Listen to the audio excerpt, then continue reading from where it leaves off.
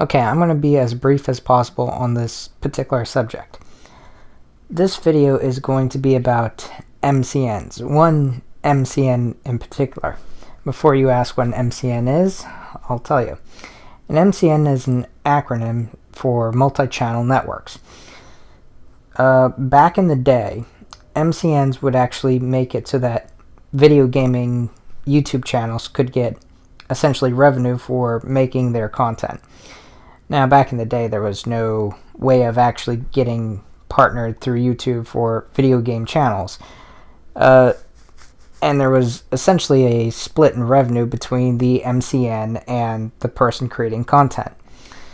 The split was, I believe, 60-40. 60 would go to the content creator and 40% would go to the MCN. Now, MCNs basically ran the lot for gaming content for years.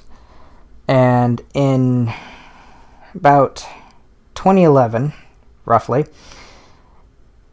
YouTube started giving partnerships directly to YouTube channel owners, which meant that MCNs no longer truly had their purpose. Now, they also allegedly gave other services as well. Had special guests for their people signed up in their MCNs for multiple channels to work together on collaborated projects. That rarely happened. It happened, but mostly to bigger channels. And then there was essentially a promise to hire big name celebrities, actors, musicians, that sort of thing, to help people with their projects for people signed up with the MCNs.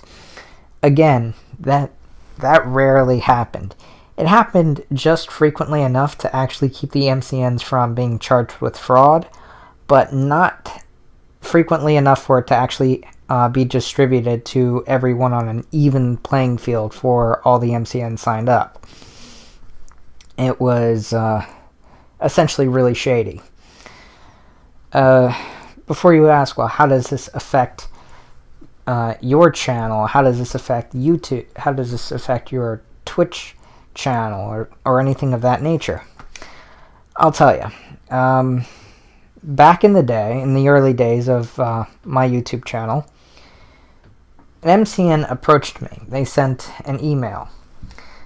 And when they sent me this email, they basically said, hey, we want you to sign up. This MCN was Machinima. I was very aware of who Machinima was and the stuff that they did in terms of content. I didn't know anything behind the scenes or anything they did like of that nature or their reputation to their individual content creators. I knew of their reputation purely as someone that enjoyed their content, not as someone that actually dealt with the company themselves. So I decided to do some research. And every time I came across a story, it said MCN is allegedly doing X, Y, and Z and ... and shit like that. It was just story after story after story. Some of them were like people trying to get out of their contracts. Some of them were people who basically had their revenues allegedly stolen right out from under them. I can't comment on whether that's true or false because I honestly don't know. And I saw that and I'm like, wow, that's horrifying.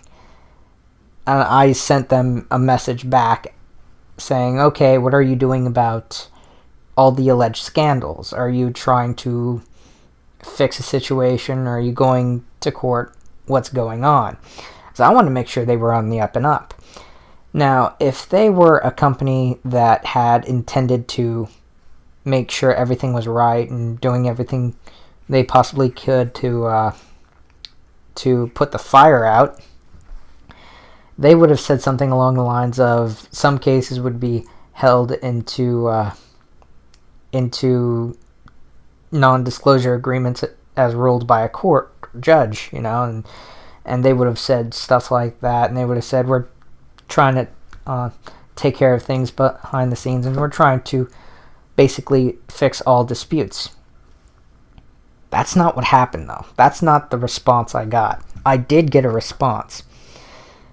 The response I got was them basically telling me that my offer had been rescinded to be part of Machinima. Oh. Now I'm going to pull things back a little bit and take it to present time. Machinima has recently been bought out by another MCN called Fullscreen, which is owned by Warner Media, which is also partnered with AT&T. And Warner Media also owns things like Warner Brothers Studios.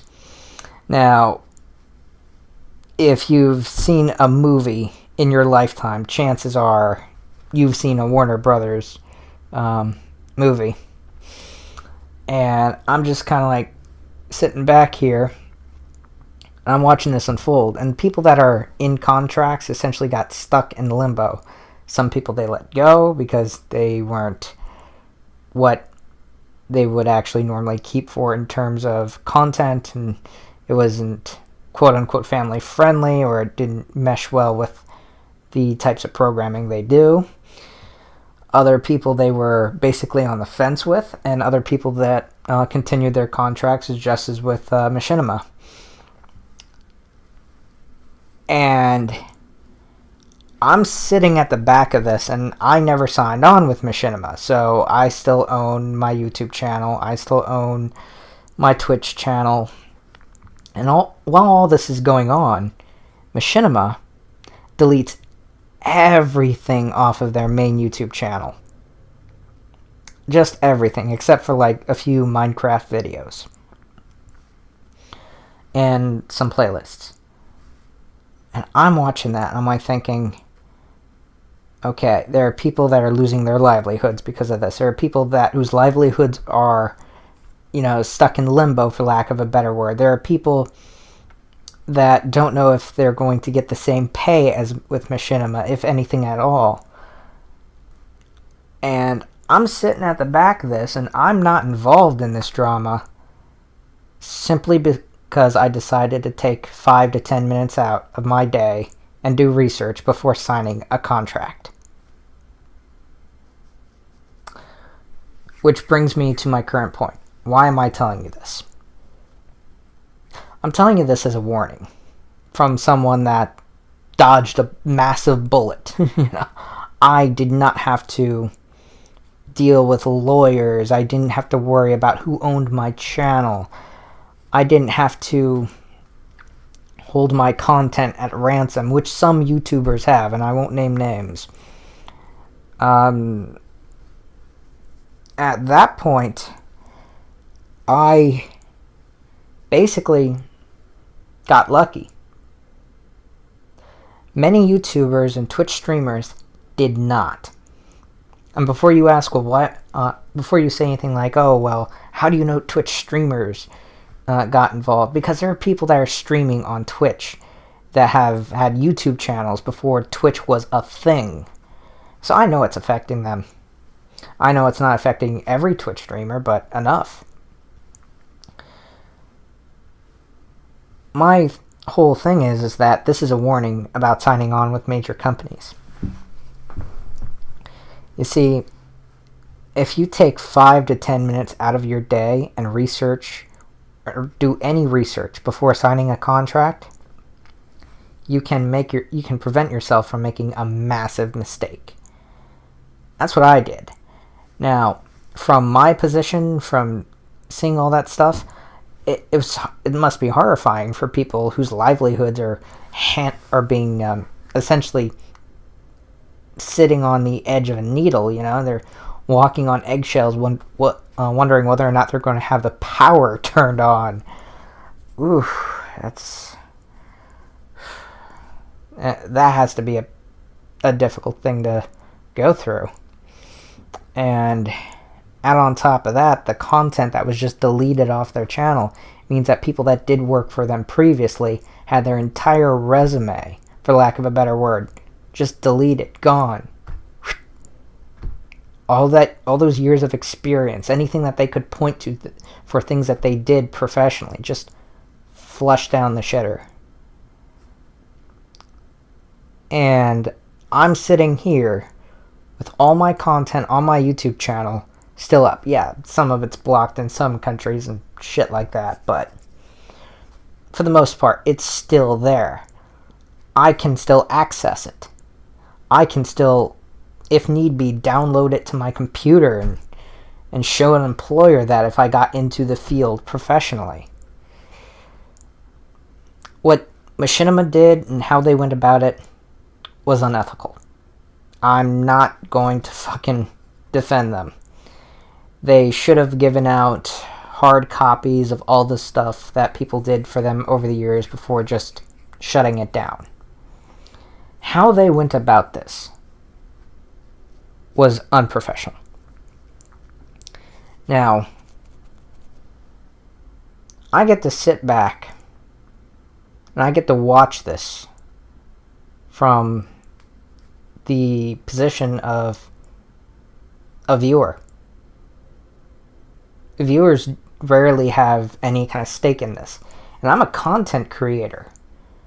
And I get to look at this from the same perspective as any other viewer without having any fallback on my part or having any blowback from it. Read your contracts. Hire an attorney before you sign anything. And before you even think about signing any contracts, do some research. If you do those things, you might prevent yourself from getting in trouble. Sure as hell saved my ass.